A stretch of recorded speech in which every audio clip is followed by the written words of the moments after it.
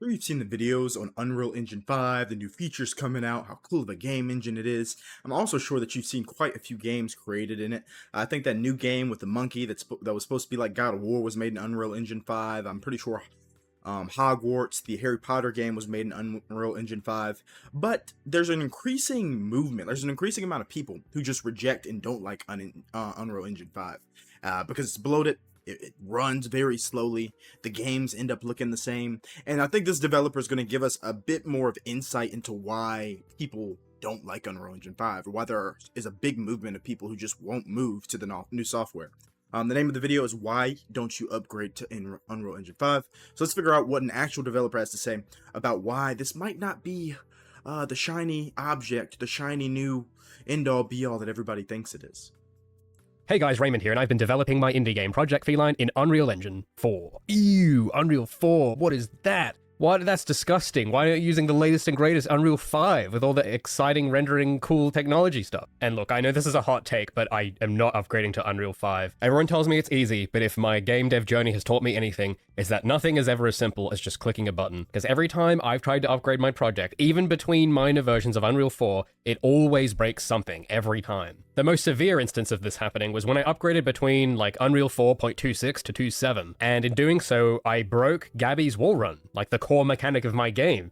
After a week of banging my head against the wall and trying to solve it, I figured out what it was. Gabby's wall run casts a zero-distance sphere trace to detect walls and use for her wall run. But in this new update, Epic had changed it so that casts with a distance of 0 would get ignored, and this wasn't in the patch notes or anything, so I had to figure it out by accident. Now this might seem innocuous, and this isn't Epic's fault, this is just par for the course when you update any software in an existing project. But with enough of these little instances happening, it adds up and costs time. And at some point you have to ask yourself, in a programming language, when you're just programming stuff, if there is an update, there's patch notes, there's at least some idea of what that update might entail. Which is why there's so many companies that stay on an older version of a programming language and don't upgrade to newer ones, or it's a big process to upgrade to newer ones, because truly one thing can change and break everything. But imagine with game development, where everything's not just lines, where you can go and find what line is broken or what core feature of a language has changed. It would be much more difficult to figure out like why something is suddenly broken in a new update. One update could literally destroy or break your game.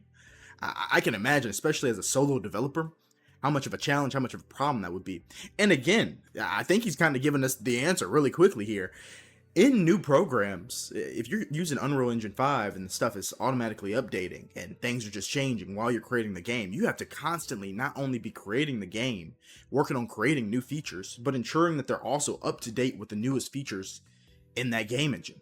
Otherwise, you get left behind or your program can break once you hit the play button. I mean, imagine a game with 100 different levels and one thing changes or updates, and now you have to go back and change everything in all of those levels to make sure that this new feature you have to implement or change can work in all the different features. I never even considered that with game development before this video. if the investment in time in fixing these little issues is worth having the latest version of the software. In my case, it wasn't worth it, because all of the new features they were adding to the latest version weren't features I was actually going to use. I was just upgrading for the peace of mind of knowing I was using the latest version. And this is all just from upgrading between minor versions of Unreal 4. Could you imagine how much more complicated it could get upgrading from Unreal 4 to Unreal 5? But Raymond, what about all the new features? What about Nanite and Lumen and MetaHuman and all this epic cool rendering stuff that's going to make your game look next gen and cutting edge? You're going to miss out. I don't care, because my game doesn't need it. I'm making an anime style game, okay? I don't need the latest cutting edge graphical fidelity. And I think wanting those cutting edge effects without a plan or an intention to actually use them is not a good enough reason to upgrade. Now sure, I could upgrade the engine anyway, get some quality of life improvements, and turn off or just not use all of these cutting edge effects. But this still bears a cost insofar. And look how fun and satisfying this game is. Let me just say that. This would be some great gameplay like to have behind me while I'm talking, because it's so satisfying. Just the way that the game is being played. And what he's saying is so true. Think about how all the old games, and I talked about this in another video, all the old games, the movie games that used to come out, Trek, Ice Age, Incredibles, that they used to make real quickly and put out with a movie. Wasn't too long, but it was a fun little game that allowed you to do some things you couldn't do in other games because it used those characters. Think about all those games and the fact that they used languages or engines that were way older than this, or way older than Unreal Engine 5. Not every game needs the most cutting edge software. And I feel like one of the reasons why games are so expensive today, are so lame is because they are using all of these new features that are forced upon them. They feel like they need to include those in their game. Just make a simple, good game that can be $60 and people will play it. Like, I'm genuinely interested in this game. Now, I might subscribe and add this thing on Steam on my wish list so I can play it, so I can get some footage to put behind me while I'm playing. Because this game looks fun. And it's nice and simple. Why does he need Unreal Engine 5? Why does he need a car with 10,000 polygons or free assets from the marketplace? Far as overhead. Just because those features are turned off doesn't mean they don't have an impact. Even just running the Unreal 5 editor on my machine is a lot more demanding to run than the Unreal 4 editor. And if the performance hit in even the test scene is this large, just with all the overhead of the new features, I can only imagine how much worse it would be for the customer. I could be wrong, but do I want to invest the time to find out, or do I want to just continue on as I've been without problems? From a gamer's point of view, I just don't see the point in raising the minimum specs for my game for no reason. And sure, these are not bad features, but I feel like most of the time when people tell me about them, they're just charmed by the novelty. I've observed this behavior a lot in students who've been typically inclined to get super hyped and excited about the latest engine feature or the new latest update in whatever software it was, but a lot of the time they would never end up actually doing anything with it. They'd watch a few tutorials on it, they get pretty excited, but the novelty wears off pretty quickly when they notice the unintended consequences of some new feature. I've unironically seen people champion that, oh guys, we don't have to do retopology anymore, we can just chuck in a high poly sculpt with nanite with no consequences. But I don't know, in my experience, there is always some trade-off, whether it's immediate or not. And when the bill comes due, that's when your motivation gets challenged, you realize that this new feature isn't the silver bullet you thought it was, you realize that just adding Lumen and Nanite to your game doesn't put you on the same level as Crysis, and then you sit there waiting until the next new feature comes along, and maybe that'll be the new silver bullet this time. And then the cycle just repeats anew. And I'm not saying any new feature is bad and that modern rendering is bad. There are some good games out there that have leveraged these. But these aren't good games because of their cutting-edge graphics. Technology is merely one ingredient, and I think the key ingredient to these cases is the people making it. I get the temptation of wanting to use the latest cutting-edge tools to be just like them, but everyone is going to be doing that, so just using the latest thing isn't good enough because you won't stand out. To use it in such a way where you stand out requires that you... Glad he pulled Crysis up. Crysis, such a legendary game, such a staple in the gaming community. And Minecraft, for example. And then what else? What's the other game I was thinking about? There's another game. I can't think about it. You use the technology deliberately with intent, not as a crutch. This requires more than novel technology, but strong direction. All Steam games. All Source Engine games. Gmod. Counter-Strike. Such good games. And they were all based off of that old engine. Like games that you'd still play today, games that still hold up, games that have wonderful physics. There's no reason to just switch just because it's new, just because it's fresh. It's like people are buying new phones when they're looking at these game engines. There's also an inability to master something that is changing every single day. There's no way that you're implementing all the features that are coming out in Unreal Engine 5. You just can't do it.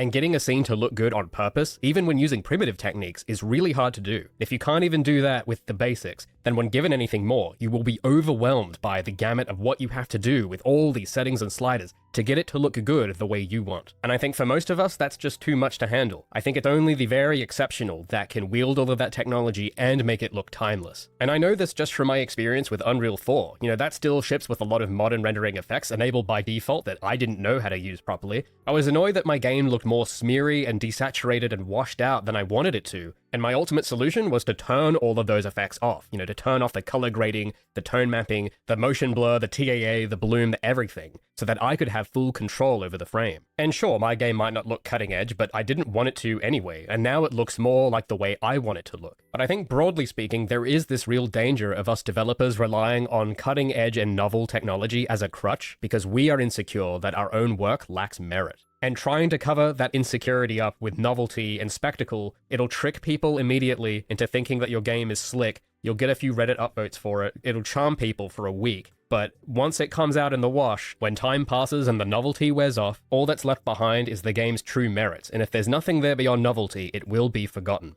Me personally... Yeah, I haven't seen like a true Unreal Engine game that's like made my mouth drop open.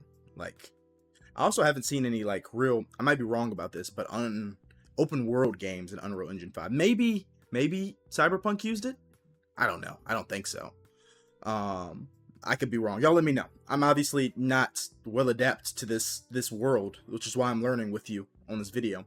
But there are so few games that actually fully use that engine. And then they also have just so much bloat that comes with the creation of these games. And I've heard so many gamers complain about the lack of optimization in Unreal Engine games.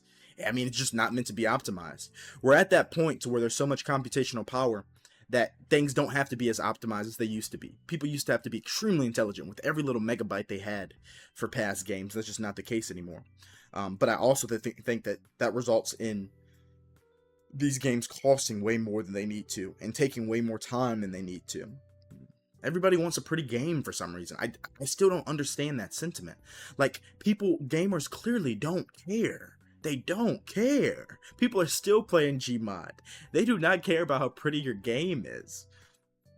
Personally, I have a vision in my head of what I want to achieve with my game, and UE5, Nanite, Lumen, MetaHuman, DLSS, whatever, is not part of that vision. If I'm at the stage where I need to rely on those to make a good game, leaning only on the merit of novelty, then I've lost. And if you have a mission, if you have a project you gotta do, and you constantly have the latest Unreal 5 feature showcase in your Twitter feed, it costs your time and attention, which is limited. And unless you have complete confidence in your project, and you have the courage to say no to things, then you are going to be constantly tempted, because you're going to have this insecurity that, oh, well, maybe I do need this feature, and maybe I will learn this thing and add it. All that mental energy and time you're spending keeping up with the epic games, that's like mental energy you could have spent actually working on your game. And again, don't get me wrong, this technology's good, but I think it's only good insofar as that you actually have a need to use it, and it solves a problem you actually have in your project. Which, in my case, as far as I can tell, Unreal 4 might actually be a bit overkill for my game. I mean, I'm only here for the visual scripting and tools, and I don't see how Unreal 5 would solve any new problems that I couldn't already solve with Unreal 4.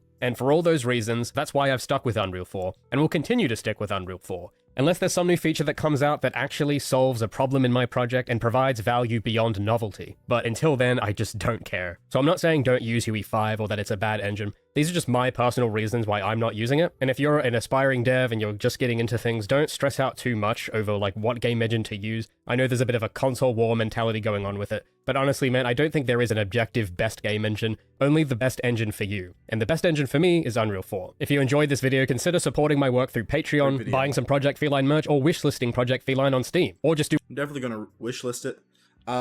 Obviously, this dude's going to get a million suggestions from everybody. I don't want to play as an anime cat girl. If there are just other options for a few other characters we could play as, that would be absolutely great. I wouldn't play as an anime cat girl if it's only Project Feline. Maybe a cat boy, maybe, but obviously this is his game, this is creation. I have no say in it. I can't have an opinion on the thing that this man's been working on for all this time. So it's just that's just ramblings from a non-developer. Very cool video though. I hope that brought to light to a lot of people what and why certain developers just reject new engines, why they don't like moving on to something even though it's shinier, and why it's just unnecessary. Like, it's just, why do you need that? Why do you need the shiny car that you can see your character's reflection in just so something else can break? The more features you have, the more things can break. That's all.